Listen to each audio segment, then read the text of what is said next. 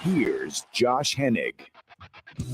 Josh Hennig here on Friday's edition of Game Night on 97.3 ESPN FM, the 97.3 ESPN mobile app powered by First Bank of Sea Isle City. Wow. We are getting ready for a very, very busy weekend in the sports world. We are less than a week out from the NFL draft. Sixers have a chance to sweep out the Raptors in the first round. On top of all of that, the Phillies are back in action this week with a 3-game set with the Brewers. NBA playoffs still going on. No quit on that front. So we got a lot of moving parts going on this weekend. And Jay Wright made official his retirement from coaching today. He had some interesting things to say to the media. So we got a lot to get to this hour here on Game Night. Ben Golliver for the Washington Post. He's a national NBA writer. He's also a guy you've heard on the show before. Talk about the NBA nationally, the playoff weekend. We'll get his perspective on Joel Embiid, the Sixers, the Eastern Conference playoffs, and more coming up at 6:20 tonight.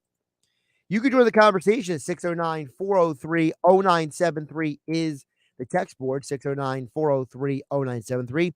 And you also can DM the show through the 973 ESPN mobile app, powered by First Bank of Sea Isle City. And on top of everything I just said, you have one more opportunity today to qualify for the Pick Your Trip contest. Jeff from Ocean City, he just qualified. You have one more opportunity today to qualify coming up in about 51 minutes from now. When you hear that sounder, you will have a chance to qualify for the Pick Your Trip contest. Of course, that will be hosted at the Eagles Draft Party this Thursday at Slack Tie and Brewing Company on Route 83 in Dennis Township with Mike Gill and the Sports Bash. And Pick Your Trip being brought to you by Phillies Sports Trips and Ernest & Sons Old Fashioned Butcher Shop in Brigantine. I'm not going to ignore the Joel Embiid news that just came out about an hour ago, or a little less than an hour ago. But I'm also going to take it with a grain of salt. And here's why. So whether you heard it with Mike Gill on the Sports Bash or you saw it online, wherever you got this information. Okay. And of course, we have all the details over at 973ESPN.com. Joel Embiid, according to reports, could have torn ligaments in his thumb and hand, basically. Now, the original report by Ramona Shelburne describes it as he's been in some discomfort and pain. And that description in and of itself doesn't really make me think anything. Okay. That description describes a lot of people. Okay. Pain and discomfort is a part of life, right? You know, if you've ever had an injury in your lifetime, you look around and you say, yep, been in pain and discomfort. Some of you in pain and discomfort right now as I'm talking on the radio. So that part of the report is not that concerning. The report that came out a few minutes after the Ramona Shelburne report came out from ESPN, Shams Charania from The Athletic, his report says there is fear that the 76ers star Joel Embiid has a torn ligament in his right thumb, but Embiid has vowed to continue playing through the injury.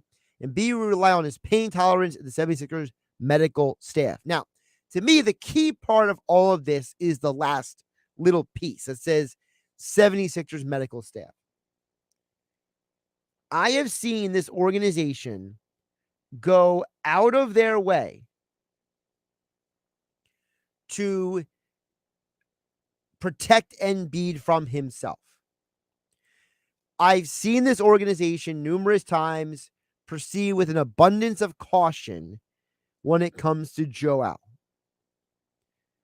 And I'm going to go under the assumption that if the medical staff is allowing him to play through it, then they don't think this is a super serious injury. Now, a torn ligament in your right thumb is something that you can play through in theory. We know Chris Paul has played through multiple wrist and hand ligament injuries in his career, and he's a guy who does a lot of ball handling and a lot of dribbling. So it's not beyond the idea that Joel Embiid can play through this. My working theory right now is that based on how the reporting is coming out, I think that Embiid wants to get this series over with. Once this series is over with, he will consent to them having him get an MRI. Maybe. And I say maybe because I do think there is a chance that Embiid looks around and says, I don't want you guys to give me an MRI because if you do, you might actually diagnose me with actually having an injury and you might try to make me not play. So this is going to be something to keep an eye on as we move forward. It is in the 76ers' best interest to finish this off as soon as possible. It is in the Sixers' best interest to close out this game tomorrow, give them another few days off to hit the reset button and take care of Joel Embiid and everybody else. If the Sixers don't have sufficient enough motivation, this should be all the motivation they need to finish out the game tomorrow at 2 p.m. You can hear it here on 97.3 ESPN FM. Tom McGinnis on the call. It is not unreasonable to think that with some rest, Embiid would feel better. He has 2 days off between games, Thursday, Friday. They play tomorrow afternoon. If they wrap it all up, then Embiid's going to have, at minimum, probably 6-7 days to take care of the hand. Now, part of it has to do with when exactly does the Miami series end? Okay? I personally believe the Miami Heat series is going to go a minimum 5 games. Right now, Miami is a 2-0 series lead. They play tonight versus the Hawks in Atlanta. I believe Atlanta wins at least one of these games at home. It'll be a 5-game series minimum. If it is a 5-game series minimum, that means that the final game of that series would be Tuesday. Because right now, for that series, Atlanta and Miami, Game 3 tonight, Game 4 Sunday, Game 5 on Tuesday. The NBA is going to want to have their next series of games as close to the end of all the other series are done as possible. Now, what does that exactly mean? Well, you know that the league is going to put as much perspective on the Eastern Conference series between the Celtics and the Nets as possible. That's primetime stuff going on right there. The Brooklyn-Boston Game 5 is Wednesday night. The Chicago-Milwaukee Game 5 is Wednesday night. As long as those 2 series go beyond that 5th game, which is looking very likely that it will for at least one of them, I'll get to who that is in just a minute, I'm going to assume the league is going to hold off on a Sixers-Miami Game 1 until Friday or Saturday. Now, of course, if the Miami series goes 6 or 7 games, Miami-Atlanta Game 6 is currently scheduled for Thursday night, Game 7 for Saturday. So it is, based on all the information we have, it is fair to assume that if they can win this game tomorrow afternoon at 2 p.m., Embiid will have 6 to 7 days to heal up and get better with that hand. Now, obviously, you're not going to be able to heal a torn ligaments totally in 1 week. But obviously, there are things you can do to at least aid in the recovery. And, maybe Embiid doesn't do any shoot around of practice for a few days, right? Maybe he just does some left-handed, hook shots around the basket and just runs around a lot. You know what I mean? There are things you can do at practice that are not specifically shooting with your right hand. So it is something to keep an eye on, but is not something that I am going to hit the panic button on. Now, I told you guys just a moment ago, we'll talk with Ben Golliver more about this coming up in about 8 minutes. I think the Chicago-Milwaukee series is going at least 6. The loss of Chris Middleton, in my mind, is going to lose them at minimum 1 game in their series. That game is tonight as well. Milwaukee, Chicago. I think that Milwaukee probably loses this game tonight. Then I think Milwaukee will have to hit the reset button, recalibrate, figure things out, and they'll eventually win the series in 6 or 7 games. The series I'm not sure about is Brooklyn-Boston, which you can hear Game 3 tomorrow night right here on 97.3 ESPN FM. We have a triple header tomorrow. Sixers-Toronto Game 4 at 2 p.m., followed by Phillies versus Brewers right after the Sixers game ends, going right into Celtics-Nets Game 3. If Brooklyn does not win this game tomorrow night, they are done in 5. Brooklyn has to win this game tonight if they have any hope of winning it in 6-7 games. Ben Simmons returning in Game 4 does not save this series. What saves this series is Durant and Kyrie getting back on track, the role players playing well at home, and Boston unable to adjust to the adjustments made by Brooklyn. Durant said after the Game 2 loss that he has to make adjustments. Durant has had 2 of the worst shooting nights of his career these first 2 games because of Boston's defense. How Durant and Kyrie adjust to being at home against Boston is going to determine how far this series goes. So a lot of moving parts going on. We'll talk about it all this hour here on Game Night on 97.3 ESPN FM and the 97.3 ESPN mobile app, powered by First Bank of Seattle City. You can join the conversation. Text board is open at 609-403-0973 is the text board. You also can DM the show through the 97.3 ESPN mobile app, powered by First Bank of Seattle City. National NBA writer Ben Golliver from the Washington Post joins us on the other side to get more into the NBA playoffs. I'm Josh Hennig. This is Game Night here on your home for the Eagles, Sixers, Flyers, the NBA playoffs, and more. 97.3 ESPN FM. It's Sixers playoff basketball tomorrow on 97.3 ESPN with the voice of the 76ers, Tom McInnes, calling all the play-by-play action. Maxey the other way. He jams it. He blows by Siakam. A burst that only Maxey has. And he stuffs it. It's Sixers Raptors Game 4. Coverage begins at 2 p.m. Philadelphia 76ers playoff basketball on your radio home of the Sixers in South Jersey. 97.3 ESPN.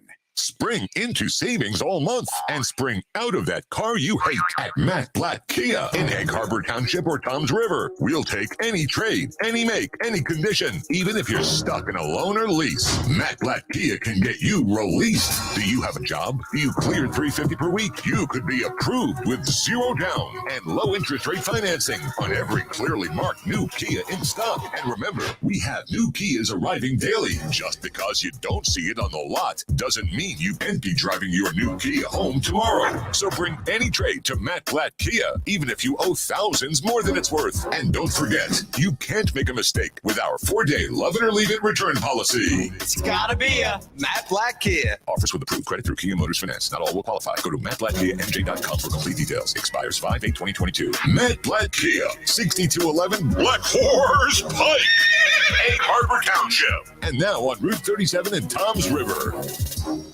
By now, you know that sound. It's the sound of the Home Depot.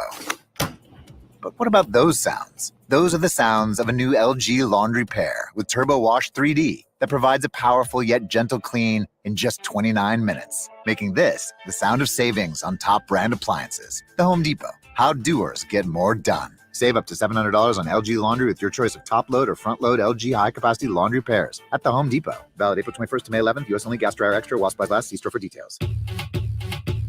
My milkshake brings all the boys to the yard, and they're like, it's better than yours. Spilled your milkshake? Quick, the quicker picker-upper. Bounty picks up spills quicker. And each sheet is 2 times more absorbent, so you can use less than the leading Ordinary brand. So you can get back to your milkshake. My milkshake brings all the boys to the yard, and they're like, it's better than yours. Bounty, the quicker picker-upper. A new fusion of flavor, friendly competition, and fiery foods. That's the Chili Knockout and Spicy Food Fest, Saturday, May 21st. Orange Loop Arena, New York Avenue in Atlantic City. It's an opportunity for culinary discovery. Chili Knockout is a food festival devoted to exploring all things flavorful and spicy. It's an interactive, you be the judge, chili cook-off, and a day out with friends and family, supporting this seaside community culinary scene. It's a kickoff to spring like no other. Tickets are available now at chilliknockout.com. Produced by Good Time Tricycle. Where are those receipts? Tax day is nearly here, Hold on to those. and Chanel is Why stressing. do I always wait to the last minute? Her small business needs a bookkeeper to crunch some big numbers. All these spreadsheets make my head spin. None of this adds up. Indeed can help her hire great people fast. I need Indeed. Indeed you do. Our hiring platform instantly connects you with quality candidates whose resumes on Indeed match your job description. Visit Indeed.com/credit and get $75 towards your first sponsored job. Terms and conditions apply. Get in zone, AutoZone. Welcome to AutoZone. What are you working on today? Thinking about gas mileage? Keep your engine at its best with clean oil from Pennzoil Platinum Full Synthetic. Got an older vehicle? Use Pennzoil Platinum Full Synthetic High Mileage. Right now, you can get 5 quarts with an STP Extended Life oil filter for only $35.99. Get what you need for better fuel efficiency at any of our 6,000 stores or on AutoZone.com. Get in zone, AutoZone. Restrictions apply. You have the choice, whether it's going out to dinner or ordering takeout at a local restaurant or buying that new outfit from a local boutique. Those choices help to put money back into your community. And Town Square Media South Jersey puts a spotlight on local businesses. Ambient Comfort Heating and Cooling Professionals, AmbientComfortNJ.com. Kindle Auto, just off exit 10 of the Parkway on Stone Harbor Boulevard. Call 609-465-5000 or KindleAutoplaza.net. Jenkins Plumbing and Heating. Call Jenkins for heating and air conditioning installation, service and maintenance, plumbing, or drain cleaning service. 609-641-6440 or JenkinsPlumbingandHeating.com. First Bank of Sea Isle City, Cape May County's community bank. Dennisville Fence, serving you since 1952. Be the envy of your neighborhood. Cowtown Cowboy Outfitters, open 7 days a week and at cowtowncowboy.com. Thank you for supporting your local businesses from Town Square Media, South Jersey. You're listening to Game Night with Josh Hennig on 97.3 ESPN and the free mobile app. Busy sports weekend, all capped off by the NBA playoffs. Of course, Sixers Game 4 tomorrow at 2 p.m. here on 97.3 ESPN. Nets and Celtics at 7:30 tomorrow here on 97.3 ESPN. Of course, last night, Memphis overcomes a 26-point deficit versus Minnesota. So get into all of that and more with the NBA playoffs. Right now, joining me on the phone line, Ben Golliver, national NBA writer for the Washington Post. And of course, he is the author of the book Bubble Ball Inside the NBA's Fight to Save a Season. He joins us right now here on 97.3 ESPN. Ben, welcome back. How you doing today? I'm doing very well. I'm here in Brooklyn getting ready for Game 3 and, possibly Ben Simmons' return. Game 4, we'll see.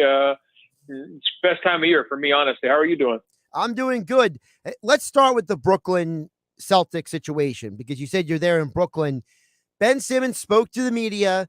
He basically came out and said, look, I'm not playing game 3, but, he kept saying I'm day to day, but he said, I should be able to play game 4. What is your perspective on what is a reasonable expectation for a Ben Simmons return for this team in this series? Well, look, I mean, you want to get a look at what he's capable of doing. I mean, you trade James Harden for him. James Harden and the Sixers appear like they're cruising to the second round of the playoffs. And meanwhile, Ben Simmons has done one press conference and a couple other availabilities along the way, but absolutely nothing on the court. I'm sure if you're the front office and you're the ownership group and you're looking at how this played out, you at least want to feel like you gave Kevin Durant and Kyrie Irving every bit of help that they could possibly muster to try to keep up in this series. But Boston has been in firm control. Game 1 was very tight down to the wire, but I thought that in general, the Celtics star players have outplayed the Nets star players. Kevin Durant, to me, looks tired, exhausted, overburdened in terms of his role and how much defensive attention that he's playing. And so anything from Ben Simmons should be better than nothing, but I'm not sure he's going to be a series-changing presence. They can definitely use his defensive abilities, but we've seen in the past he struggles offensively, especially in the playoffs, and we've seen him struggle at the free throw line and also just handling the mental side of the playoffs. I'm not sure why this ramp-up has taken so long while it's been this drip, drip, drip of updates of when he's going to play, when he's not going to play. What difference does the extra 2 days make? I mean, it's all been very oblique and poorly communicated by the Nets. Yeah. To me, it's kind of a mess, and all of it just kind of adds up together. It kind of looks like a doomed season to me. I'm not sure they're going to get swept.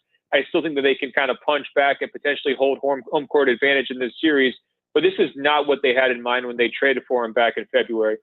Ben, I said before you came on that the series to me hinges on game 3, not on Ben Simmons, because Durant said after game 2, I have to make adjustments. And listen, if the Durant we know he's capable of being shows up in game 3 and the Nets win, I think that is how the Nets keep this series going. To me, if they don't win game 3, you might as well just put a fork in it. Yeah, for sure. And then you have to ask the question, why even bring him back for game 4 if you're down 3-0 in the series? I'm with you entirely. I was surprised Kevin Durant didn't make more adjustments for game 2. It's been a lot of sloppy turnovers from him. I think it's been a lot of physical defense from Boston that's thrown him off his game. A really rare situation where he's getting jump shots blocked kind of regularly by the Celtics defenders. And that just shows to me that, maybe not the same level of focus or intensity that we've come to expect from Kevin Durant over the years. Honestly, this has been the worst playoff series that I can remember him playing individually of any point during his prime. And that's why I go back to this idea of, well, maybe he's tired. Maybe he's fatigued from playing such huge minutes and facing so much defensive attention in this series. I mean, the Celtics just look younger, more athletic, hungrier, crisper, just sharper in general. And so I think it sets up for a big challenge. You like going back to your home court. The crowd should give you a boost. Some of Durant's best games in last year's playoffs, if you go back to that Milwaukee series, came at home in Brooklyn when he was playing gigantic minutes, even going into overtime, playing more than 50 minutes in one game. So you don't want to write him off center stage yet, but this has been a postseason to forget for Kevin Durant so far.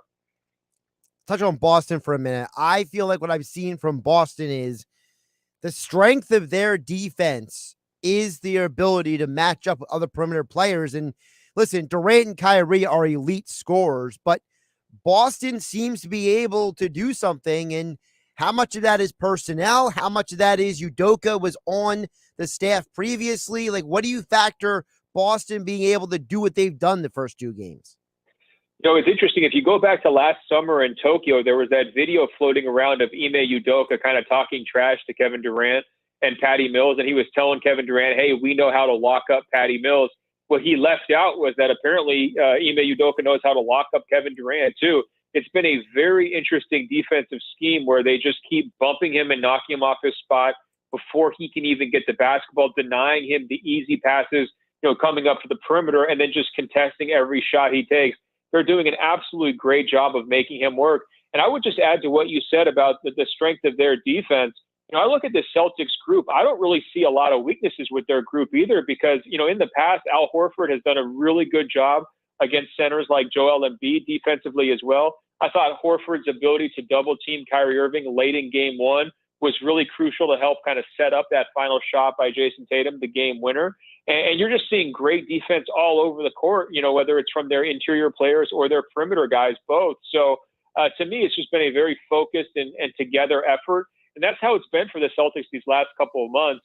If you're just saying strictly who's played the best basketball in this year's postseason, I actually think it's Boston and Golden State. And maybe, Miami and Philly might be just a half tier behind that. But if I had to pick who's going to make the finals based solely on what we've seen in the first round so far, I would say it's going to be Celtics and Warriors.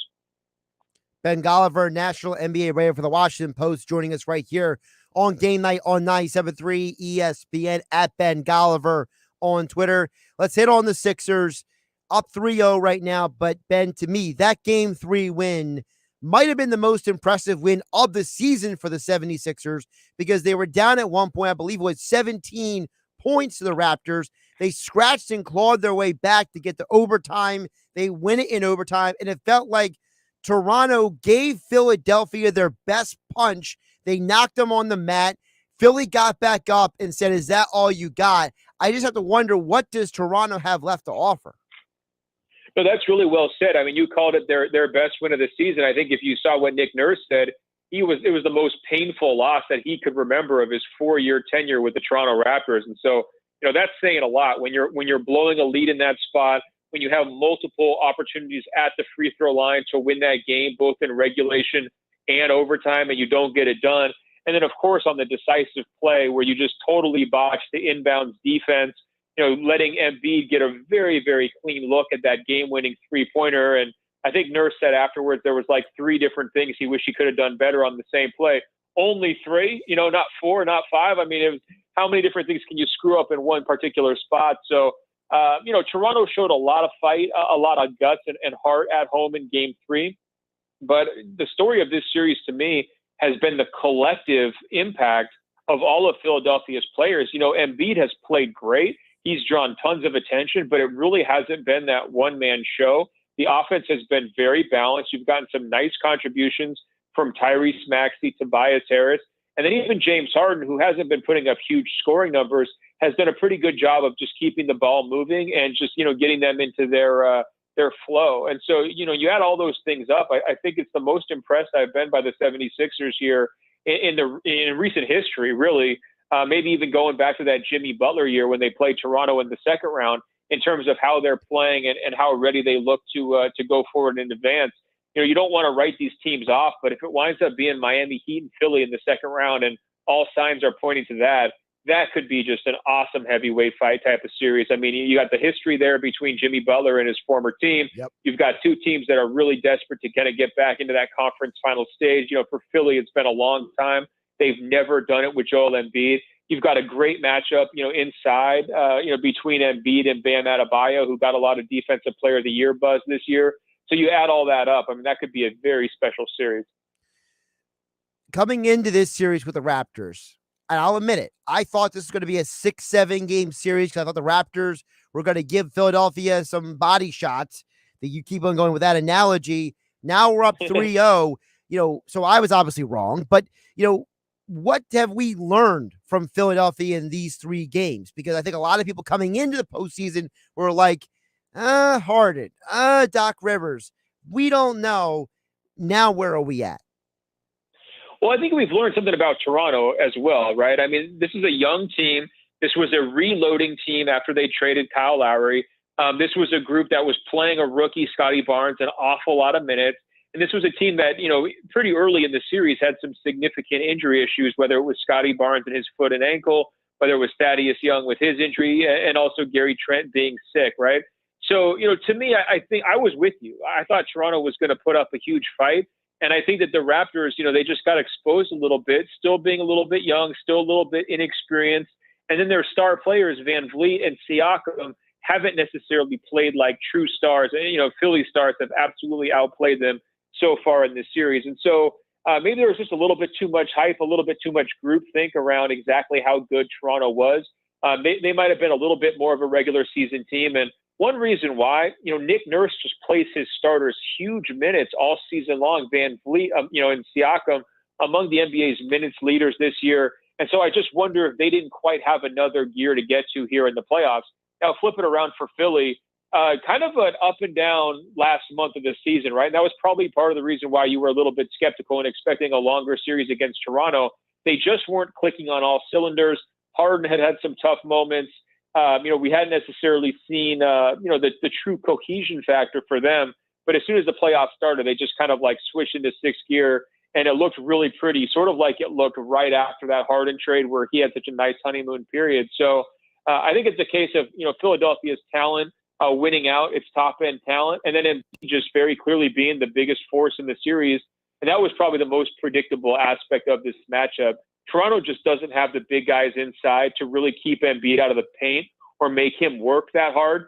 Look at what Golden State's doing in terms of how hard they're making Jokic work for every single basket that he gets, how they're throwing him off, contesting all of his shots and everything else. And in the case of Toronto, they're just so overmatched inside. Embiid's been making it look much easier. If I may throw you a little curveball here, because you mentioned Jokic, what is your position on the NBA MVP, Embiid, Jokic, Giannis, all that stuff? Well, I thought it was a great race this year. I think it was closer this year than last year. I mean, ultimately, I came back to Jokic. I looked at his supporting cast, and I said, how the heck is this team winning almost 50 basketball games? When you look at these playoffs in terms of, which guys you would want to have on your team, put all of Jokic's teammates and all of Embiid's teammates into a draft pool, you would take Maxey, Harden, and Tobias Harris before you would take anybody on Jokic's, among his teammates. I mean, Will Barton might be the best guy he's working with, and even he has not had a very good series. Aaron Gordon has not been very helpful for Denver, and their guards have just been getting absolutely roasted by the Golden State players. Now, kind of a similar deal in that matchup. Everybody wants to say, well, is Jokic not living up to the hype against Golden State? Well, first of all, Golden State's right back in this championship contention mix. They look amazing. But you go right down the list of Warriors players you would rather have over any of Jokic's teammates: Steph Curry, Klay Thompson, Jordan Poole, Andrew Wiggins, Draymond Green. I mean, you might even rather have Kevon Looney or Andre Iguodala over any of Jokic's supporting cast at this point, because he doesn't have Jamal Murray and doesn't have Michael Porter Jr. And so I gave Jokic some bonus credit for staying healthier than both Giannis and Embiid. He just played more minutes, played more games. You look at all the advanced stats, they had Jokic number one across the board. You looked at their winning. I mean, they were only a couple wins behind both Milwaukee and Philadelphia, from that standpoint. I just didn't think anybody did more for his team during this regular season than Jokic did. Now, that being said, you look ahead, to me, once the regular season ends, the MVP conversation is done. And now you're looking forward to, okay, well, who can win the title? Who can win the finals MVP award? And I think very clearly, Denver is about to get booted out of those conversations here pretty quickly. Yeah, MVP is a regular season award. I have a buddy of mine who keeps texting me stats about Jokic, and I'm like, but the MVP is a regular season award. So, like you said, when the regular season is done, everything else is done. We can't. There's no backtracking, like with Peyton Manning in the NFL when he didn't win a Super Bowl and being like, well, he's a regular season guy, but he still won the MVP for the regular season. Yeah, and look, I mean, if Giannis had played more games this year, if Milwaukee had a better, more steady regular season, I could have talked myself into that. Obviously, Embiid is right there for the second straight year as well. He missed a little bit more time than Jokic did. And then, down the stretch, Philly just kept losing these big showcase games, whether it was to Brooklyn, to Milwaukee. The list goes on, where they just didn't quite come through with that signature performance. And I think probably some voters might have looked at that. At the same time, you talk about Jokic stats. I mean, Draymond's doing a great job defensively on him. He still had 37, 18, and 5 last night. I mean, this guy is a one-man wrecking crew with that group. And I just wish he could get some more help. You got to really wonder about how Denver built its team, right? I mean, even when Murray and Porter come back, all of their best players are offensive players. None of them are really defensive players. The only plus defender they have right now in their rotation, to me, is Aaron Gordon. All these other guys are just very exploitable. Their bench is just a bunch of guys who can't guard anybody. Bones Highland, Austin Rivers, Bryn Forbes. I mean, that's just, kind of rough. And it's no surprise that players like Jordan Poole or Steph Curry are having this huge postseason against that group. And you kind of compare that, like Devin Booker, for example, down in Phoenix. When he was younger, he had a really bad reputation as a defender. Well, what did they do? They surrounded him with great defensive players like Chris Paul, Mikal Bridges, DeAndre Ayton, and even Jay Crowder to kind of cover up for his weakness. And I think in Denver, unfortunately, Jokic is not the world's best defensive player, but he's just surrounded by so many other bad defenders that I just wonder if they're ever going to have the chance to really make some noise and get back into that title conversation. Are they ever going to be able to play defense on a high enough level to get that done? Ben, you just mentioned the name I want to ask you about next, Devin Booker. Whose injury is going to be more detrimental to their team's postseason run? Is it Middleton for Milwaukee or is it Booker for Phoenix? Well, that's a great question. I would actually go Middleton for Milwaukee because I just don't think the Bucks have enough depth behind him. And you also have to consider, just to get to the finals last year, Middleton hit so many big shots and had so many big games, especially in that Eastern Conference Finals against the Atlanta Hawks. And even during the finals, there was a number of moments where he was the go-to guy in the fourth quarter. Giannis would maybe attract the defensive attention, but then Middleton would be the guy who kind of closed the door and hit some tough mid-range jumpers or three-pointers. And, you look, he plays a lot of minutes when the going gets tough in these close matchups, and they just don't they fall off a cliff behind him in terms of their depth. Now, I look at Phoenix. They've been one of the deepest teams all season long. Booker did miss some time earlier this year. They were able to get by. And Phoenix actually did a nice job of getting by, even when Chris Paul was injured with his hand or thumb injury, late in that season as well. So they have other sources of scoring. They should be able to play much better defense than they did in Game 2. I think they're going to be able to get by the Pelicans just fine. And then potentially looking ahead to a second-round matchup with the Dallas Mavericks. That could get trickier, definitely, if Luka Doncic comes back. But I look at this Milwaukee team. They have not played very well so far.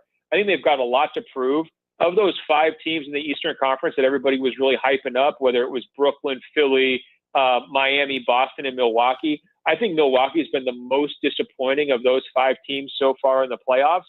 And the Middleton blow just should not be underestimated. He's the kind of guy who gets overlooked and underrated a lot in terms of his importance. He had kind of a shaky season this year. It wasn't his best year, but they still badly need him. And I just don't think they're going to be able to replace him just so easily. Heading back to the Eastern Conference, we talked a little earlier about Miami versus Philly in the second round. They got to get past Atlanta first. How many games do you think this is going to go? Because I feel like one of these home Atlanta games, Trae Young is going to go for like 30 and 40, and Atlanta is going to win. Is this a 5-game, 6-game? What do you think the Miami-Atlanta series is going to be? Yeah, my instinct would be 5 games. I mean, Trae has been really, really rough to start this series. Miami's defense has done a great job on him, much like we were talking about earlier, how well Golden State was defending Jokic and kind of keeping him in check. I mean, that's what Miami's done for sure, just contesting all of his shots, taking away easy stuff, not letting him get to run up a whole bunch of free throw totals. And so that's the one thing I would see, as this series shifts to Atlanta, is Trae able to get to the free throw line? Does he get some home cooking from the officials, and does that kind of help unlock him? But the Hawks are in a tough spot, man. No Clint Capella, is a big blow to their defense. John Collins was in and out of the lineup recently. I'm not sure they got their, chemistry quite back up to full speed with him and Trae. And then some of these guys who they're playing rotation minutes, like Danilo Gallinari, are just not moving very well, not capable of playing high-level defense. And so just as well as Miami's tried to slow Trae Young down, Atlanta has not been able to slow down that Miami offense, with much success at all. They were shooting the ball great. Duncan Robinson in Game 1 just went absolutely nuts. And I think it could be 4 or 5. That's the way I'm leaning. It's a fascinating NBA playoffs. I'm looking forward to a fun weekend tonight, tomorrow, Sunday. He's Ben Golliver from the Washington Post, national NBA writer. He's also the author of the book, Bubble Ball, Inside the NBA's Fight to Save a Season. And he joined us right here on Game Night on 97.3 ESPN. Ben, appreciate you jumping on and continue to enjoy the NBA playoffs, and we'll talk soon. Sounds great, man. Thanks for having me. Take care. Josh Hennig here on Game Night on 97.3 ESPN FM and the 97.3 ESPN mobile app, powered by First Bank of Seattle City. Back to you guys on the other side. The text board is open at 609-403-0973. And you can DM the show through the 97.3 ESPN mobile app, powered by First Bank of CLC. Don't forget, coming up in about 14 minutes from now, your next chance to qualify for the Pick Your Trip contest.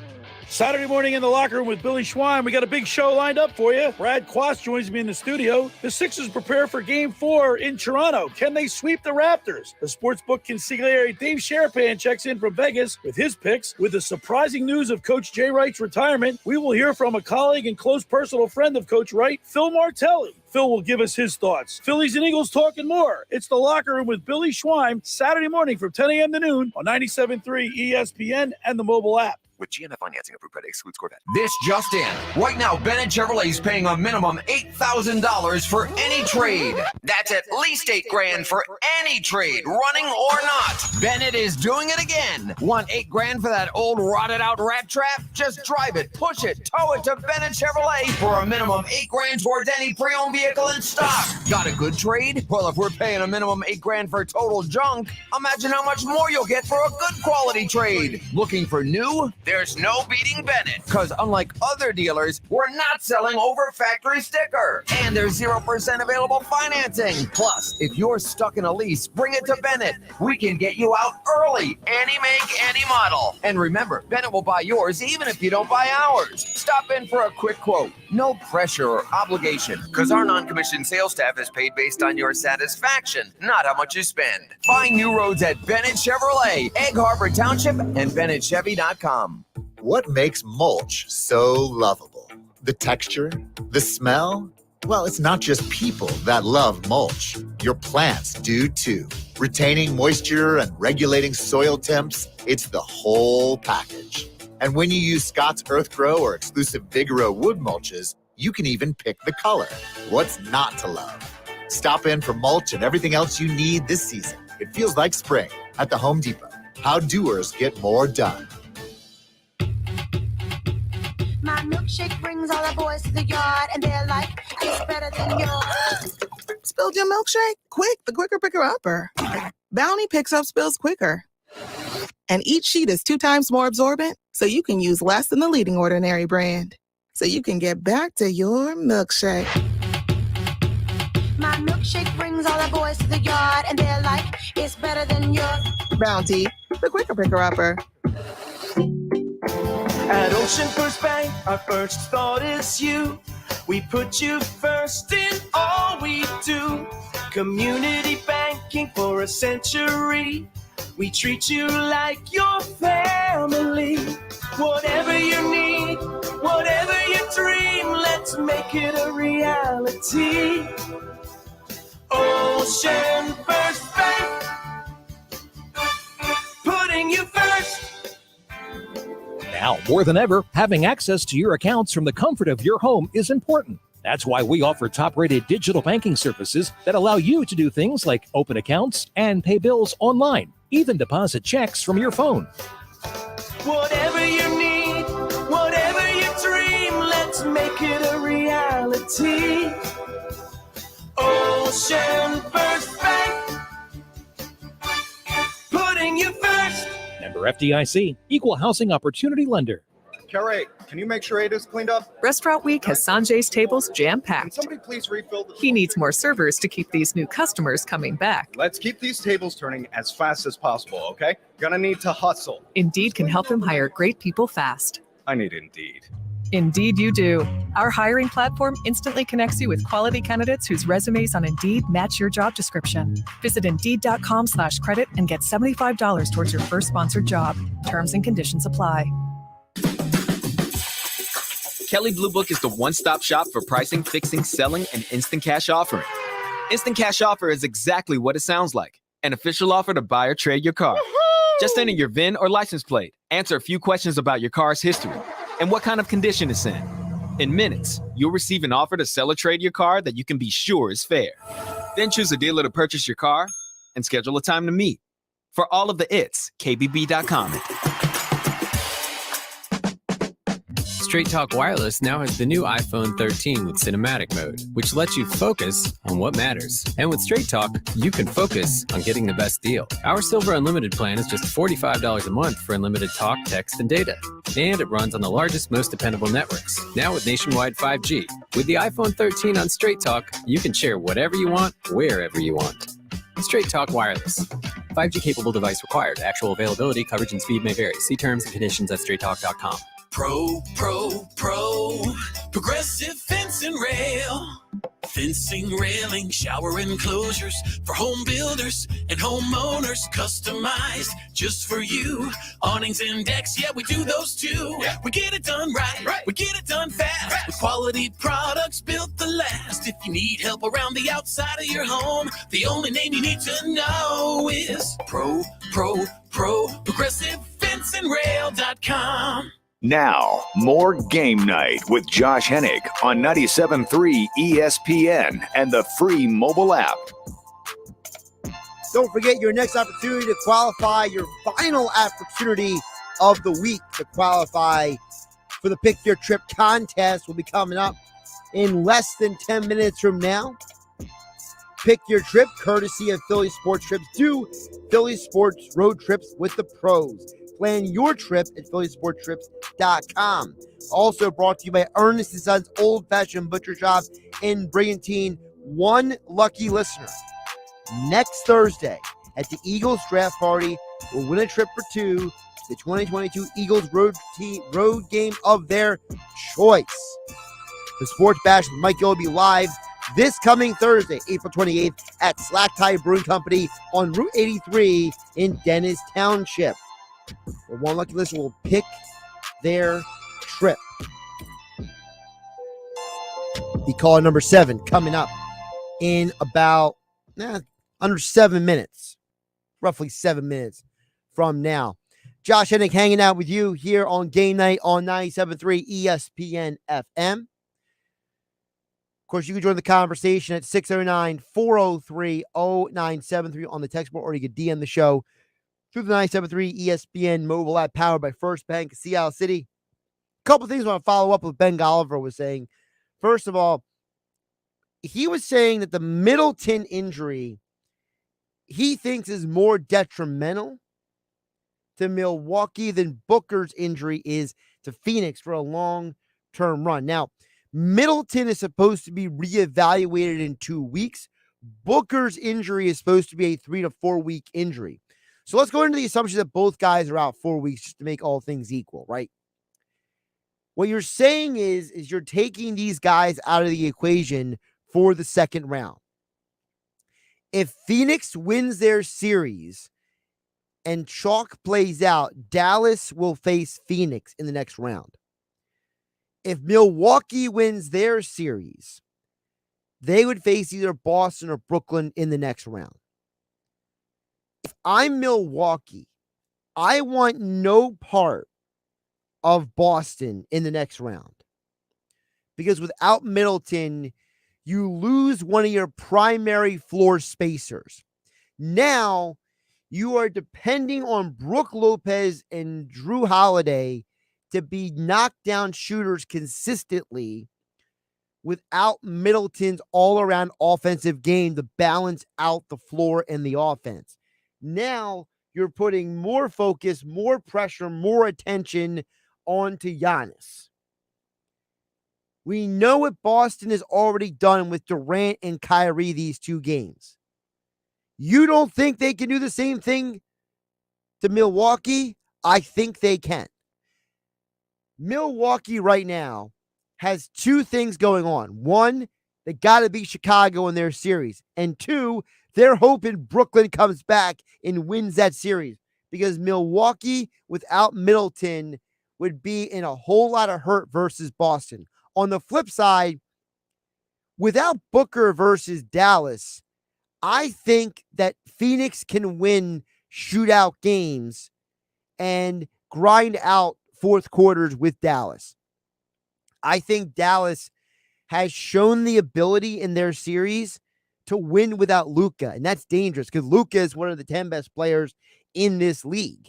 And between Jalen Brunson and Spencer Dinwiddie, the perimeter scoring of Dallas has shown to be at a higher level than Utah is capable of. And I think that Phoenix, without Booker, their goal has to be just to try to outscore Dallas on a night in, night out basis, because the strength of Phoenix's defense without Booker is the post. Well, Dallas doesn't need to beat you with post play or driving to the bucket. They can beat you on the perimeter. If Luke is healthy, if Luke is 80%, he's still a dangerous player. And the way Brunson has been playing, what he's been playing, I think that Dallas team, they are going to present a huge problem for Phoenix, but defensively, Dallas isn't presenting the problem. Milwaukee versus Boston is a doomsday scenario for Giannis and the Bucks to try to repeat. To his other point about the Sixers and Miami, how fascinating that would be, you guys have heard me say numerous times, I think Bam Adebayo is the most unique player to guard Embiid in the Eastern Conference. He's a 6'9", 6'10" athletic freak. You heard Ben Golliver say that Bam Adebayo could have been a Defensive Player of the Year candidate or winner this year. And what Bam does best is he is the most athletic big man, not named Joel Embiid, in the Eastern Conference. That athleticism would give Embiid some problems. I'm not saying the Sixers can't beat this team, but what I'm telling you is the nature of who Joel is and what the Sixers are capable of and who the Miami is defensively presents some unique problems. Now, some of the defensive things that Toronto does, Miami also does. They just do it better. Because Kyle Lowry is a better defensive player than Fred VanVleet is, for example. And Jimmy Butler is a better perimeter defender than Anunoby or Scotty Barnes or anyone that Toronto has to offer. And I think that the shooting prowess of Miami has a higher ceiling with Hero and Robinson than Toronto has with their guys. So to me, I think that the Raptors series actually in some ways is preparing the Sixers to face Miami. It doesn't make the Miami series easier. It just proves to the Sixers that they can win that style of basketball game. Don't forget, Sixers basketball tomorrow at 2 p.m. right here on 97.3 ESPN as they go for the sweep in Game 4, followed by Phillies Brewers. First pitch for Phillies is around 4:05. So we'll probably get to the Phillies game about the second or third inning after the Sixers game is done. Following the Phillies Brewers game will be Nets versus Celtics Game 3 tomorrow night, right here on 97.3 ESPN FM. And of course, all part of the weekend package. Billy Schwein, the locker room, 10 a.m. to noon, Saturday and Sunday. Of course, on Sunday, we have Phillies on Sunday night, baseball on Sunday night. Before that will be Warriors-Nuggets game. I mean, there's a possibility Jokic gets swept out of the playoffs. You know, it's a bad look if your league MVP gets swept out of the playoffs. I'm just putting it out there. All right. Your final opportunity to qualify for Pick Your Trip is now.